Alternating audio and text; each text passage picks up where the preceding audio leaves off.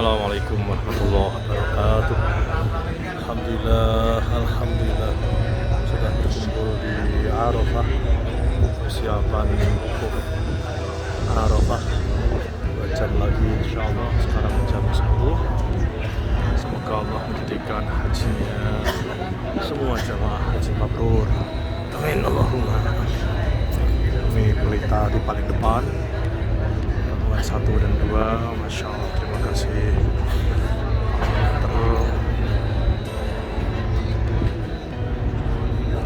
Satu tenda muat 360 orang.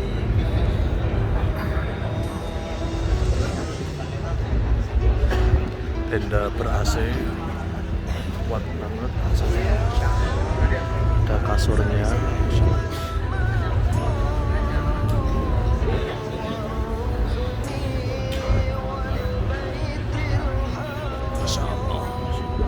لا شريك لك لبيك إن الحمد والنعمة لك والملك لا شريك لك لبيك اللهم لبيك لبيك لا شريك لك لبيك إن الحمد والنعمة لك والملك لا شريك لك اللهم لبيك لبيك لا شريك لك لبيك. Duyufur Rahman yang mulia, pada kesempatan yang istimewa ini kita terpilih pada hari ini untuk ikut wukuf diam berhenti di Arafah dalam rangka menunaikan ibadah haji. Ini benar-benar kesempatan emas, momentum berharga. Tidak semua orang tertulis takdirnya bisa duduk di sini. Tidak semua orang ditakdirkan oleh Allah bisa wukuf di Arafah. Maka kesempatan yang istimewa ini mari kita awali dengan bersyukur. Alhamdulillahirabbil. Ini nikmat dari mana kita tidak tahu. Mungkin doa orang tua kita dulu, mungkin doa guru-guru kita, mungkin doa tetangga kita, dan banyak kebaikan orang lain yang mungkin berjasa kepada kita. Bahkan para guru yang telah mengajarkan pada kita sehingga kita nabung, kita belajar, kita usaha, dan kita kadang-kadang merasa hebat bisa pergi haji. Sebenarnya itu rahasia Allah Ta'ala. Kita tidak tahu saudaraku siapa yang berjasa kita bisa di sini. Namun yakin semua adalah anugerah Allah Ta'ala. Duyufur Rahman kita sedang dibanggakan oleh Allah di hadapan para malaikatnya. Itu baik. Hari ini Allah membanggakan hambanya yang di Arafah di hadapan para malaikatnya.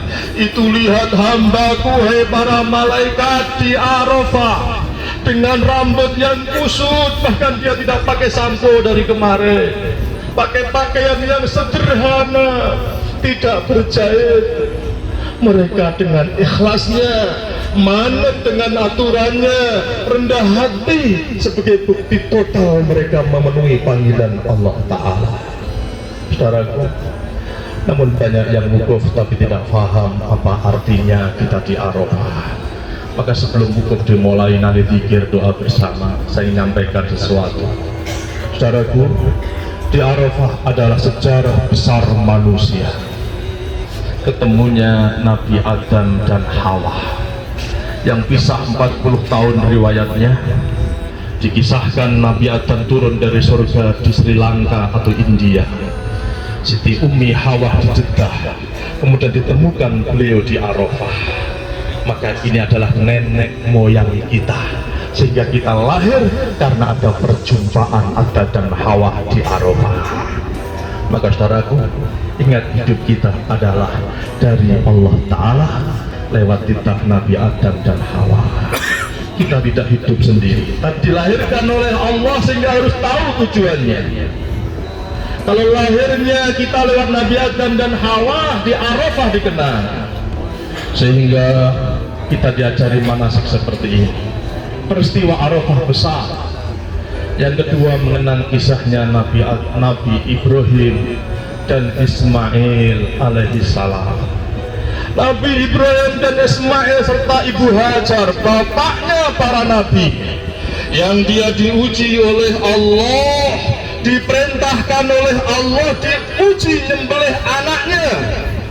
Terjadi iman yang tanpa batas, tawakal yang total, taat tanpa kenal tapi, patuh tanpa kenal nanti. Dia adalah Nabi Ibrahim. Kalau ini perintah Allah, lakukan, Rob. Aku akan sabar menghadapi perintah Allah Ta'ala. Saudaraku, seorang anak yang taat pada orang tua, anak yang taat kepada orang tua dalam keimanan, sehingga ketaatan kepada orang tua mutlak harus sesuai dengan syariat Allah Ta'ala. Tapi ini karena syariat Allah, Ismail taat tanpa tanya yang lain. Silahkan, satajiduni insyaallah minash-shakirin. Saudaraku, pelajaran hebat dari Nabi Ismail. Seorang anak, jadilah anak yang soleh, anak yang tidak membantah orang tuanya, asalkan itu sesuai dengan syariat Allah Ta'ala, apapun yang dikehendaki. Namun banyak dari kita yang durhaka kepada orang tuanya, banyak dari kita yang merasa hebat, kadang-kadang sudah gede, sudah kaya, sudah menjadi pejabat, sudah besar, kita lupa dengan kedua orang tua kita. Bahkan orang tua yang melahirkan, ibu-ibu yang menyusui, menggendong, menyekolahkan, membesarkan, tapi kita tidak hormat kepadanya. Bahkan banyak dari kita yang suka kasar kepada orang tuanya. Saudaraku yang mulia, mohonkan ampun orang tua kita yang telah berjasa kepada kita semua.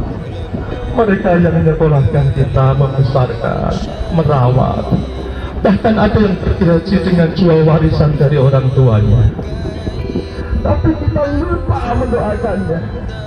Bahkan ada orang tua yang belum hadir di wukuf Arafah, kita lebih dulu, tapi dia bisa berterima kasih kepada orang tua kita. Bahkan ada yang sampai orang tuanya wafat, dia parah, sedang marah bertengkar dengan orang tuanya wafat, naudzubillah. Kita, tapi kita kadang tidak perhatian kepadanya. Bahkan disuruh sedekah atas nama orang tua sangat susah sekali. Bahkan kita lupa mendoakannya. Di mana kalbu yang lembut itu mana? Karena kita ingat kepada orang tua yang menyusui, yang menyekolahkan, yang mana membesarkan kita. Kita kadang, naudzubillah, bahkan ada orang tidak berterima kasih sampai mukul orang tuanya. Maka Allah perintahkan itu di Al-Quran, wa bil walidaini ihsana, berbuat baiklah kepada kedua orang tua. Sampai diulang tidak kurang 5 kali, berbuat baiklah kepada orang tua. Saudaraku, kisah Arafah Nabi Ibrahim dan Ismail adalah bakti seorang anak. Disembelih lu mau, kita belum pernah disembelih orang tua kita, tapi kita marahnya, naudzubillah. Sebelum semua selesai, kita masih ada kesempatan. Bertaubatlah saudaraku, bertaubatlah. Kita doakan kedua orang tua kita, Rabbi firli wali walidayya warhamhuma kama rabbayani shaghira. Saudaraku yang mulia, sombongan kita, merasa hebat kita harus diluluh lantahkan di Arafah ini. Kita disuruh menanggalkan semua pangkat, jabatan, baju, bintang, semua disuruh pakai ihram. Untuk apa? Biar saja semua itu tidak akan kita bawa ke akhirat. dan kita bawa nanti sebagai kain kafan.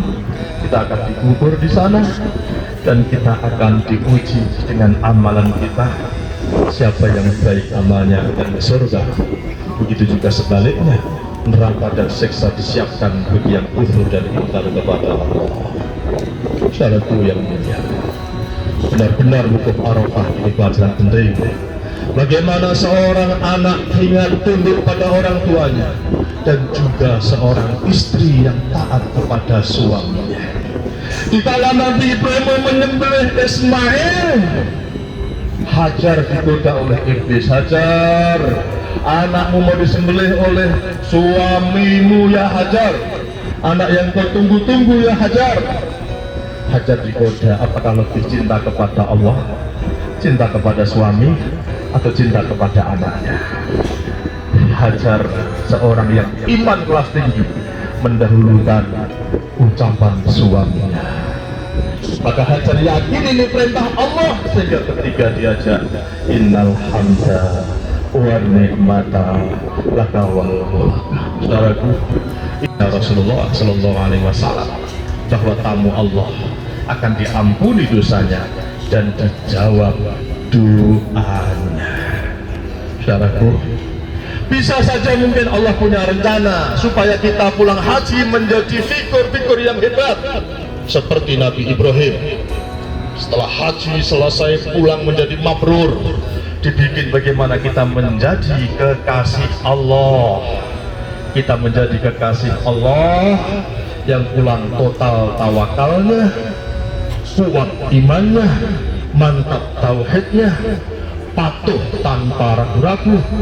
Insya Allah pulang menjadi haji yang mabrur. Amin Allahumma. Saudaraku yang mulia, Rasulullah bersabda, al-hujjat wal umar waqtullah. Orang haji dan umrah adalah tamu-tamu Allah. Da'ahum, kalau mereka berdoa akan diijabahi. Idza sa'alahum, kalau mereka meminta akan diberi. Maka mintalah kepada Allah sebanyak-banyaknya. Nanti setelah sholat kita akan berdoa bersama-sama sebanyak-banyaknya. Mumpung Allah membuka pintu, doa kita akan diijabahi.